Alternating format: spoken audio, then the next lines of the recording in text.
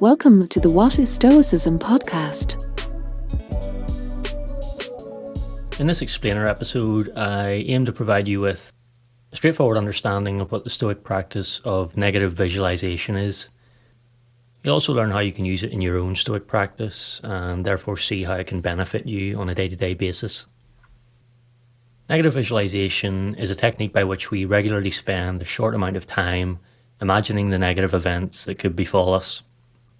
The purpose is to develop a greater appreciation for the things in your life, make the most of the time you have with loved ones, and even prompt deliberate planning for when things go wrong, so as to lessen fear of the future.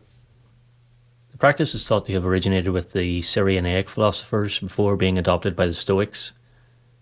Cicero refers to the method in his Tusculan Disputations.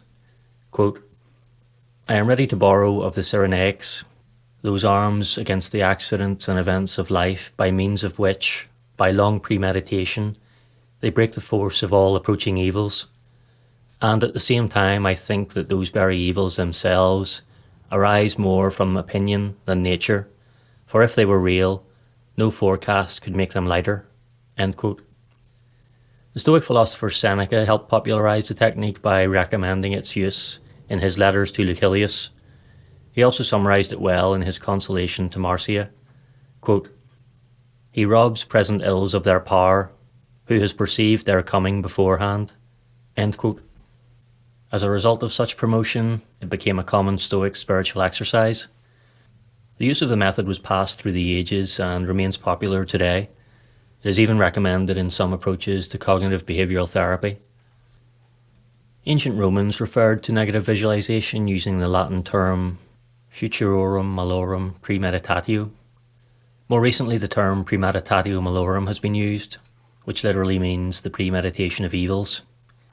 As mentioned, Seneca wrote on the topic regularly, particularly when advising his friend Lucilius. Quote, "I will conduct you to peace of mind by another route. If you would put off all worry, assume that what you fear may happen will certainly happen. Whatever the evil may be, measure it in your own mind and estimate the amount of your fear. You will soon understand that what you fear is either not great or not of long duration." End quote. He stressed the importance of continuing to practice negative visualization even when things are going well.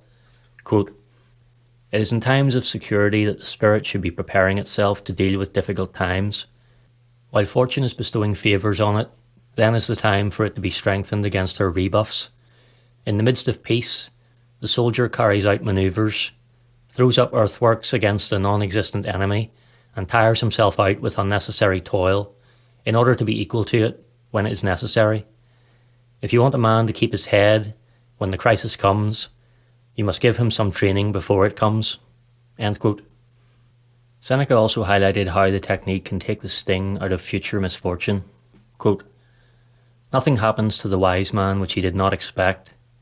We do not make him exempt from the chances of human life, but from its mistakes. Nor does everything happen to him as he wished it would, but as he thought it would.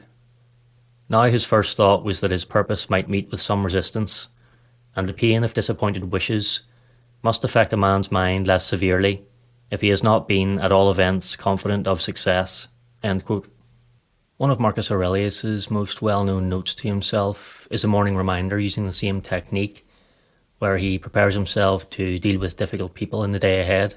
Quote, "At the start of the day, tell yourself, I shall meet people who are officious, ungrateful, abusive, treacherous, malicious, and selfish.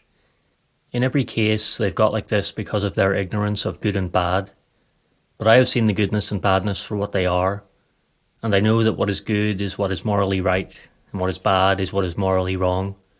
And I've seen the true nature of the wrongdoer himself, and know that he's related to me, not in the sense that we share blood and seed, but by virtue of the fact that we both partake of the same intelligence, and so of a portion of the divine.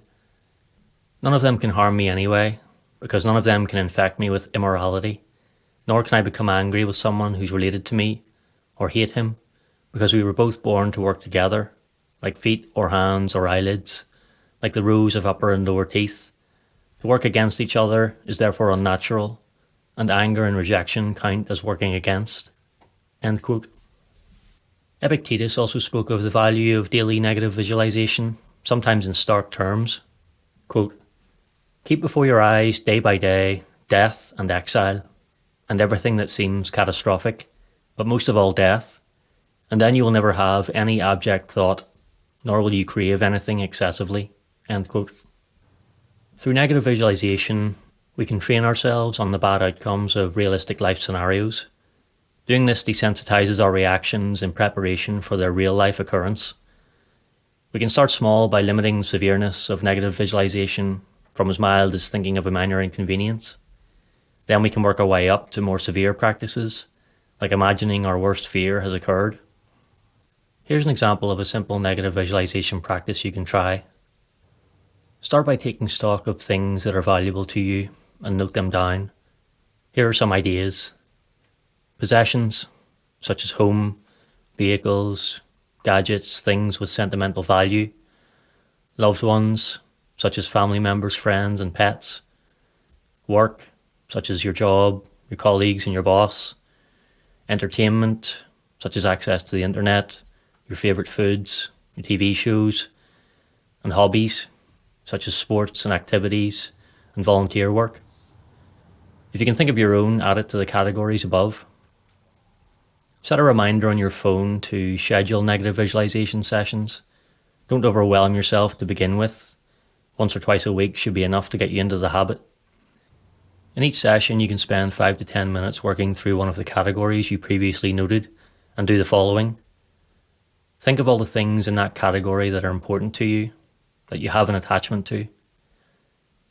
Contemplate how you'd feel if that thing was taken away from you or no longer possible. Consider how you could minimize the impact of losing that thing or experiencing the worst case scenario. You may even come up with a plan to prevent it or recover from it. Just having thought about it, you're at least now more prepared than you were. The benefit of these sessions is a feeling of appreciation for the things you already have in your life. You're also preparing yourself mentally should you ever lose them. This allows us greater tranquility in the present as we feel more prepared for the future. As Marcus Aurelius put it, don't be anxious about the future. You'll come to it, if you must, equipped with the same reason that you apply now to the present.